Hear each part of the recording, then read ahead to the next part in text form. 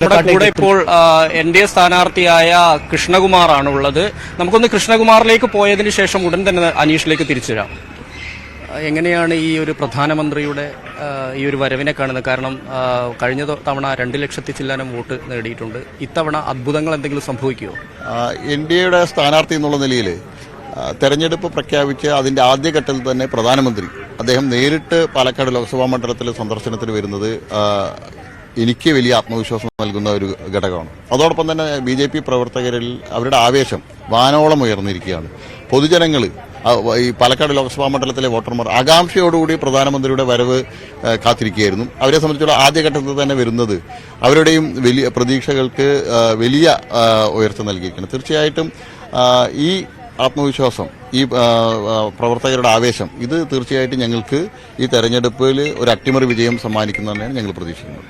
അതുപോലെ തന്നെ കഴിഞ്ഞ 2 നിയമസഭാ തെരഞ്ഞെടുപ്പിലാണ് നരേന്ദ്രമോദി പാലക്കാട് എത്തിയത്. ഒരു ലോക്സഭാ തെരഞ്ഞെടുപ്പിന്റെ പ്രചരണാർത്ഥം പ്രധാനമന്ത്രി എത്തുന്നത് ഇതാദ്യമാണ്.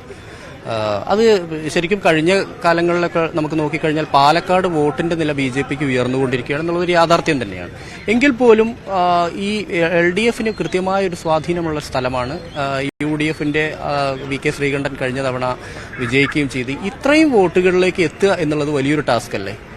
തീർച്ചയായിട്ടുമല്ല. തെരഞ്ഞെടുപ്പ് രാഷ്ട്രീയത്തിൽ ഒരു ജനങ്ങളാണ് വിധി നിർണ്ണയിക്കുന്നത്. ജനങ്ങൾ മാറി ചിന്തിക്കാൻ തീരുമാനിച്ചാൽ അതിൽ ഭൂരിപക്ഷമൊന്നും പ്രധാനമല്ല.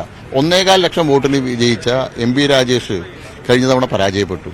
ഇടതുപക്ഷത്തിന്റെ കോട്ടയൊന്നുമല്ല പാലക്കാട്. അത് ഒരു വിഭാഗം ആളുകൾ ഉണ്ടാക്കുന്ന ഒരു കണക്കുകളുണ്ട്. നിയമസഭാ തെരഞ്ഞെടുപ്പിലെ 1.25 ലക്ഷം വോട്ടിന് വിജയിച്ച എം.പി. രാജേഷാണ് 10,000 വോട്ടിന് തോൽക്കുന്നത്. അപ്പോൾ 1.25 ലക്ഷം വോട്ടോ 1.5 ലക്ഷം വോട്ടോ ഒന്നും ഒരു ലോക്സഭാ തെരഞ്ഞെടുപ്പിൽ 1329 ബൂത്തുകളുള്ള ഒരു ലോക്സഭാ മണ്ഡലത്തിൽ പ്രധാന ഒരു ബൂത്തിൽ 100 വോട്ട് മാറിക്കഴിഞ്ഞാൽ തെരഞ്ഞെടുപ്പ് റിസൾട്ട് തന്നെ മാറും. അപ്പോൾ പാലക്കാടിനെ സംബന്ധിച്ചോളം ബി.ജെ.പിക്ക് ശക്തമായിട്ടുള്ള അടിത്തറയുള്ള ലോക്സഭാ മണ്ഡലമാണ്. ഞങ്ങൾ പാലക്കാട് നഗരസഭ ഭരിക്കുന്നു. ഒറ്റപ്പാലം നഗരസഭയിൽ പ്രധാന പ്രതിപക്ഷം ബി.ജെ.പിയാണ്. ഷൊർണൂർ നഗരസഭയിൽ പ്രധാന പ്രതിപക്ഷം ബി.ജെ.പിയാണ്. പാലക്കാടിലെ നിരവധി പഞ്ചായത്തുകളിൽ കോൺഗ്രസ് അപ്രസക്തവും ഞങ്ങളാണ് പ്രധാന പ്രതിപക്ഷം. ജനങ്ങൾക്ക് ബി.ജെ.പിയിൽ വിശ്വാസമുണ്ട്. അപ്പോൾ ജനങ്ങൾ ഈ തെരഞ്ഞെടുപ്പിൽ ഞങ്ങൾ ഭരണത്തിലുള്ള പാലക്കാട് നഗരസഭയിലും അതുപോലെ തന്നെ ഞങ്ങൾ പ്രതിപക്ഷത്തുള്ള അവിടെയെല്ലാം ഞങ്ങൾ ചെയ്യുന്ന പ്രവർത്തനങ്ങളെ സംബന്ധിച്ച് വലിയ വിശ്വാസമുണ്ട്. സാധാരണ ഒരു ഗ്രാമപഞ്ചായത്ത് മെമ്പർ ജയിച്ചാൽ അല്ലെങ്കിൽ ഒരു നഗരസഭാ ഭരണം വരുന്ന സമയത്ത് ഞങ്ങൾ ഉണ്ടാക്കുന്ന വികസനം, അത് ഒരു ലോക്സഭാ തെരഞ്ഞെടുപ്പിൽ ഒരു എം.പി. തെരഞ്ഞെടുക്കപ്പെട്ടാൽ എന്തായിരിക്കും വികസനം എന്ന് അവർക്കറിയാം. ഒരു എം.പി. പോലും തെരഞ്ഞെടുക്കപ്പെടാതെ മോദി സർക്കാർ കഴിഞ്ഞ 10 വർഷക്കാലം പാലക്കാടിനായിട്ട് 10,000 കോടി രൂപയുടെ വികസന പ്രവർത്തനങ്ങളാണ് പാലക്കാട് നൽകിയിട്ടുള്ളത്. അത് ജനങ്ങളുടെ മുന്നിലുണ്ട്. അത് വോട്ടായി മാറും. ഒപ്പം തന്നെ ഈ പാലക്കാട് ഇങ്ങനെ ഒരു ക്യാമ്പയിന് വേണ്ടിയിട്ട് പാലക്കാട് തിരഞ്ഞെടുക്കാനുള്ള ഒരു കാരണം എന്താണ്? കാരണം സമീപത്തായി തൃശ്ശൂർ സുരേഷ് ഗോപി നിൽക്കുന്നു. സുരേഷ് ഗോപിയുടെ ഒരു പ്രചരണത്തിന് വേണ്ടി തെരഞ്ഞെടുപ്പ് പ്രഖ്യാപിക്കുന്നതിൻ്റെയൊക്കെ എത്രയോ മുമ്പ് വന്നതാണ് പ്രധാനമന്ത്രി. പക്ഷേ ഒരു പാലക്കാട് തിരഞ്ഞെടുക്കാനുള്ള ഒരു കാരണം എന്താണ്? ബി.ജെ.പിയുടെ കേന്ദ്ര നേതൃത്വത്തെ സംബന്ധിച്ചോളം കേരളം ബി.ജെ.പിക്ക് അനുകൂലമായിട്ട് കേരളത്തിലെ ജനങ്ങൾ ചിന്തിക്കാൻ തുടങ്ങി എന്നുള്ളത് അവർക്ക് വ്യക്തമായിട്ടുള്ള കാഴ്ചപ്പാടുണ്ട്. കേരളത്തിലുണ്ടാവുന്ന മാറ്റങ്ങളെ സംബന്ധിച്ചിട്ടുണ്ട്. അപ്പോൾ കേരളത്തിൽ മോദിജിക്ക് അനുകൂലമായിട്ട് ജനങ്ങളുടെ ഇടയിലുള്ള വികാരം അതും കേന്ദ്ര നേതൃത്വത്തിന് അറിയാം. അപ്പോൾ ഈ തെരഞ്ഞെടുപ്പിൽ കേരളം വലിയൊരു മാറ്റത്തിന് തയ്യാറെടുത്തിരിക്കുന്നുള്ളതിന്റെ അടിസ്ഥാനത്തിൽ തന്നെയാണ് മോദിജിയുടെ ആദ്യ സന്ദർശനങ്ങൾ കേരളത്തിൽ വരുന്നത്. ഈ ഇലക്ട്രൽ ബോണ്ട് വിവാദമൊക്കെ വലിയ രീതിയിൽ ചർച്ച ചെയ്യപ്പെട്ടുകൊണ്ടിരിക്കുകയാണ്. പ്രത്യേകിച്ച് കേരളം പോലുള്ള സ്ഥലങ്ങളിൽ കൃത്യമായ ആളുകൾ ഇത് പഠിക്കാൻ തയ്യാറാവുന്നു. വലിയൊരു അഴിമതി എന്നുള്ള രീതിയിലേക്ക് ഈ എൻ.ഡി.എ മാത്രമല്ല, അന്നത്തെ കോൺഗ്രസ്, മറ്റുള്ള രാഷ്ട്രീയ കക്ഷികൾ CPM-ഉം CPI മാത്രമാണെന്ന് അവരുടെ പേരുകൾ മാത്രമല്ലാതെ ഇത് എത്രത്തോളം ഈ തെരഞ്ഞെടുപ്പിൽ വലിയ ചർച്ചയാവും? കഴിഞ്ഞ 10 വർഷക്കാലത്തിനിടയിൽ ഈ രാജ്യത്ത് വളരെ സുതാര്യമായിട്ടുള്ള ഭരണം കാഴ്ചവെച്ച ഒരു അഴിമതി ആരോപണം പോലും കേൾക്കാത്ത മോദിജിയും അദ്ദേഹത്തിന്റെ ഗവൺമെന്റിനെ സംബന്ധിച്ചോളം ജനങ്ങൾക്ക് വിശ്വാസമുണ്ട്.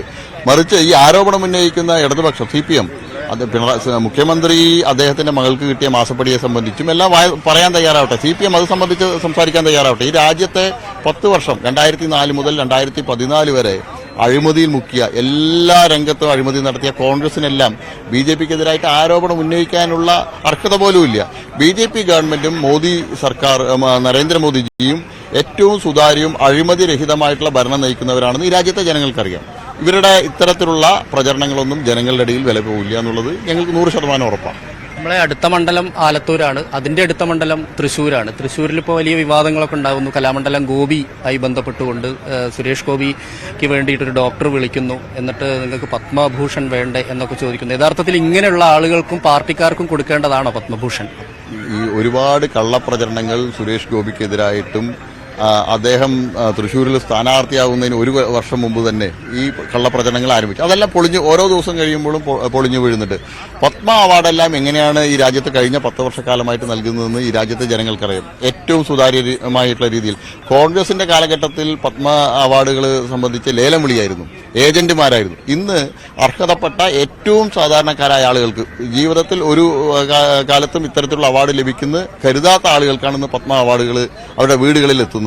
ഏറ്റവും സമൂഹത്തിലെ താഴെത്തട്ടിലുള്ള ആളുകൾക്ക്, യാതൊരുവിധ സാമ്പത്തികമായിട്ടുള്ള ശേഷിയില്ലാത്ത ആളുകൾക്ക് പോലും ഇന്ന് പത്മ അവാർഡ് ലഭിക്കുന്നത്. കോൺഗ്രസിന്റെ കാലഘട്ടത്തിൽ അങ്ങനെയല്ല.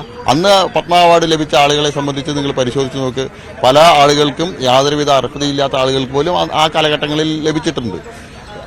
ഇന്ന് വളരെ സുതാര്യമായിട്ടുള്ള രീതിയിലാണ് പത്മ അവാർഡ് നൽകുന്നത്. അതുപോലെ തന്നെ ഈ BJPക്ക് അകത്ത് കഴിഞ്ഞ കുറേ കാലങ്ങളായിട്ട് വലിയ തോതിലുള്ള വിഭാഗീയത, അത് പ്രാദേശിക തലത്തിലുമുണ്ട്, സംസ്ഥാന തലത്തിലുമുണ്ട്. ഇത് പരിഹരിക്കപ്പെടാറുമില്ല. ഇത് ഏതെങ്കിലും തരത്തിൽ ഈ തെരഞ്ഞെടുപ്പിനെ ബാധിക്കുമോ? അല്ലെങ്കിൽ ഏതെങ്കിലും രീതിയിൽ സ്വാധീനിക്കപ്പെടുമോ? BJPയിലെ അങ്ങനെ ഒരു വിഭാഗീയതയില്ല. നിങ്ങൾ പാലക്കാട് ലോക്സഭാ മണ്ഡലത്തിൽ നടക്കുന്ന പ്രവർത്തനങ്ങൾ പരിശോധിച്ച് നോക്കുക. കഴിഞ്ഞ ഒരു വർഷക്കാലഘട്ടമായിട്ട് ഞങ്ങൾ ഒറ്റക്കെട്ടായിട്ട് പാലക്കാട് ലോക്സഭാ മണ്ഡലത്തിലെ തെരഞ്ഞെടുപ്പ് പ്രവർത്തനങ്ങൾക്കുള്ള തയ്യാറെടുപ്പുകൾ ആരംഭിച്ചിട്ട് യാതൊരു വിധത്തിലുള്ള വിഭാഗീയത, മാധ്യമങ്ങളുടെ സൃഷ്ടിയാണ് സൃഷ്ടി മാത്രമല്ല, കഴിഞ്ഞ കാലങ്ങളിൽ കുറെ അത്തരത്തിലുള്ള ചർച്ചകൾ വന്നിട്ടുണ്ട്. BJPക്ക് അകത്തില്ല, BJPക്ക് പുറത്ത് മാധ്യമങ്ങൾ BJPക്ക് അകത്ത് പ്രശ്നങ്ങളുണ്ട് എന്നുള്ള വാർത്തകൾ കൊടുക്കുന്നുണ്ട്. പക്ഷെ ഞങ്ങൾക്ക് ഇടയിൽ യാതൊരുവിധ അഭിപ്രായ വ്യത്യാസമില്ല. ഒറ്റക്കെട്ടായിട്ട് ഈ ലോക്സഭാ തെരഞ്ഞെടുപ്പിൽ ഒറ്റക്കെട്ടായിട്ട് ഞങ്ങൾ മുന്നോട്ട് പോകും. തീർച്ചയായിട്ടും കേരളത്തിൽ ഇത്തവണ ഒരു വലിയൊരു മാറ്റത്തിന് ഈ ലോക്സഭാ തെരഞ്ഞെടുപ്പ് വേദിയാകും. എന്തായാലും ന്യൂസ് 18ന്റെ കൂടെ ഇത്രയും സമയം ചെലവഴിച്ചതിന് നന്ദി.